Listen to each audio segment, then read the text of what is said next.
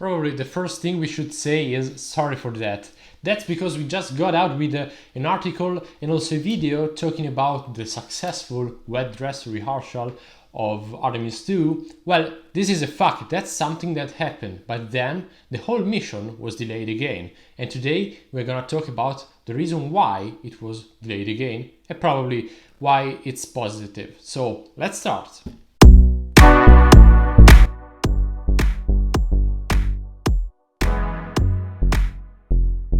If you are wondering who's the fault this time for this delay, I'm not keeping you watching this video until the end. I'm telling you just right now, it's fault of the helium. Well, that's the problem. So easy as that. But why?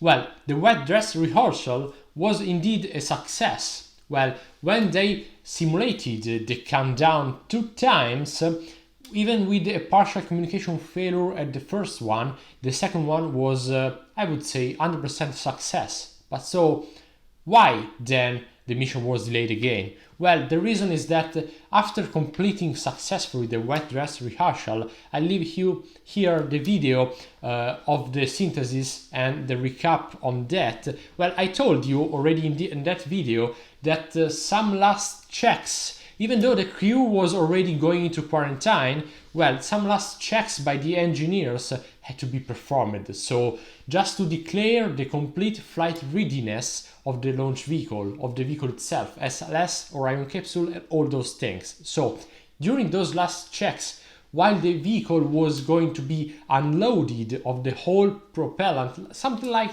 2 million liters of fuel and propellant, which had completely 100% loaded within the vehicle because the simulation was 100% loyal to the last scenario just before the launch. Well, during that unloading of propellant, some helium leaks were detected. Well, some would say that maybe the testing procedures for these may not be so accurate or maybe too harsh, not so perfect to simulate what's going to happen to that vehicle during the launch phases and after that.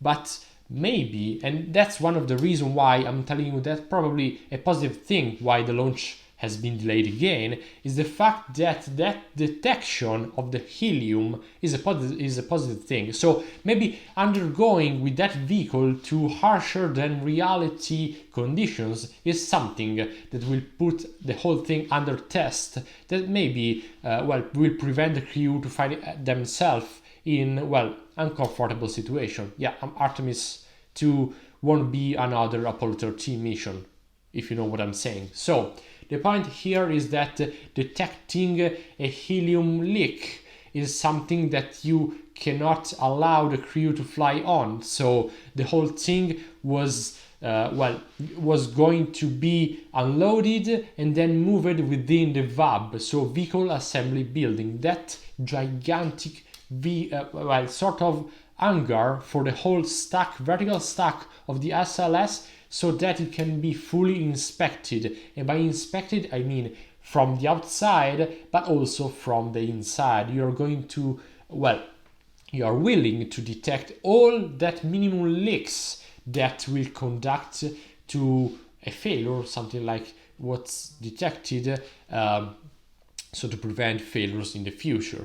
Now, there are a couple of questions that you may be wondering. So first question, where is the helium coming from? Well, for what we know, that helium leak is located within the ICPS, so the intermediate cryogenic vehicle. That's like the upper stage of the SLS. So when you see that orange tank separate after the solid rocket booster, well, you will see, by the way, a video about the phases of the mission is going to come out, so subscribe. You will see that the Orion capsule together with the service module will still be attached to the ICPS, which is sort of, as said, the upper stage of the whole thing. So that helium is probably coming from there. Now, second questions. But, well, I told you that this rocket is burning a mixture of liquid oxygen and liquid hydrogen.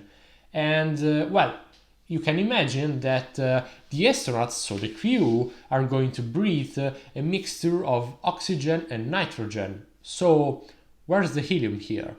The point is that helium in some kind of propulsive system, basically all those on board of the SLS, is used in some way. So let's see how. I will going to tell you quite superficially how it's going to be used. If you want a technical video on these, little more detailed geeks things and things like that, well, just subscribe for sure and let me know below in the comments, so I will make a video just on this topic specifically. So the helium is used as a pressurizing gas, and being a noble gas makes it for sure not flammable and very less and less reactant in chemical reactions. So you can inject the helium within, I would say, places where chemical reaction occurs, and you will still see that helium won't be involved in those chemical reactions. And I'm also talking about combustion reactions. So you can use the helium together with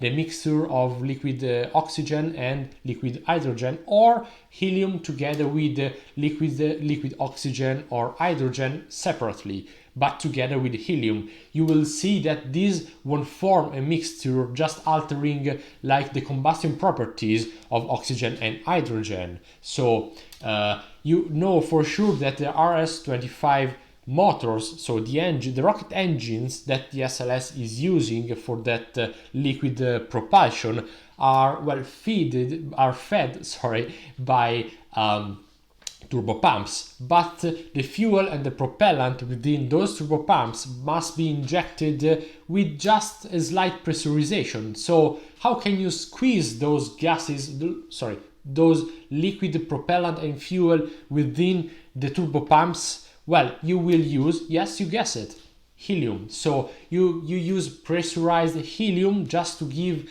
a slight initial pressure to those propellants in order to start the combustion process with the injection within the turbopumps and then within the combustion chamber of the engine. So that's the first case of use of helium on board. And if you think about the quantities of oxygen and hydrogen to be used as propellant and fuel, well, there must be also a kind of interesting huge quantity of helium.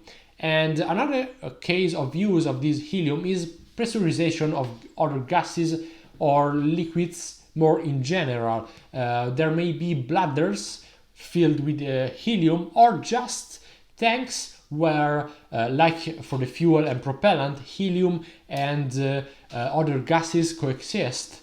And also for the ICPS, for example, all those kind of system will use helium as a pressurizing gas, more generally speaking. So that gas is used very widely within the whole systems on board the SLS and the capsule. And another thing is the fact that one physical property of this gas is that the boiling temperature is so low that when you have cryogenic propellants like oxygen or hydrogen, they will be in liquid state, so they will be liquid, while the helium will be gaseous, because the boiling temperature will be so low that just enough to make it boil. Well, at the same time, oxygen and hydrogen will be in liquid state. So that's less problems when using a mixture of those gases. So that's why it's so widely used. Okay, so now that we have learned why helium is widely used within this vehicle, well, the point is that they still have to move that huge stack, that huge rocket from the launch pad 39B back into the vehicle assembly building. And the reason why is, well, one of the reasons is that windy conditions of Florida are not the ideal ones to make some maintenance and investigation procedure on the rocket. But that same condition, well, are going to threaten the same movement of the whole stack. So during the weekend they started these kind of procedures in order to move back the vehicle within the main hangar. So now that you know why and what's the cause of the delay. For sure, the launch window starting on March the 6th and ending on March the 11th is out of discussion for sure. If the weather condition won't be forgiving, maybe that could also threaten the launch window of April, which is otherwise scheduled starting from April the 2nd for sort of a week after, with some dates back to back and some other dates which are out of discussion. So roughly we are talking about from April the 2nd to April the 9th basically. So they are all aiming for that point in order to launch finally Artemis 2 mission. But before closing, I want to recall something that we have mentioned in at least a couple of videos that we have made. So subscribe and go watch them after we have finished this one, because it's an interesting point of discussion. Here the thing is that SpaceX has recently announced that their primary goal is now the moon and no longer Mars. Among those reason why, and probably the most understandable, and for sure we are aligned on this point, is the fact that if you experience a failure, not a critical failure, catastrophic one, but minor failure, something which is attributable to the development of new missions, new systems, you must be able to iterate. So you want to be able to test your procedures, your systems within different conditions, and the more you test, the more you can validate your concept and your missions. So you see by this point that a failure, not in the WDR, but in the unloading procedure, something which may be seen as a minor thing, is anyway kind of a failure. And when you have people on board, also this can block the launch of a mission. So you cannot afford to lose and to miss, a launch window, a launch opportunity by 2 years because of a minor failure. So we are, let's say, lucky enough that we are pointing to the moon. So a failure of this kind will cause a delay in the mission of 1 month, because it's the next launch window. But what would have happened if we were aiming for Mars? We have missed probably the first launch window, and then we should have waited for like 2 years without any possibility to test in real world the mission concept, the systems that you may have spent like 10 years testing and trying and designing, and then you miss the launch window and you can no longer test them for like another 2. So that's an interesting point. That's also why Artemis mission and all those moon missions are important nowadays. So I hope you enjoyed. Let me know if you share our point of view and tell us in the comments. See you next time.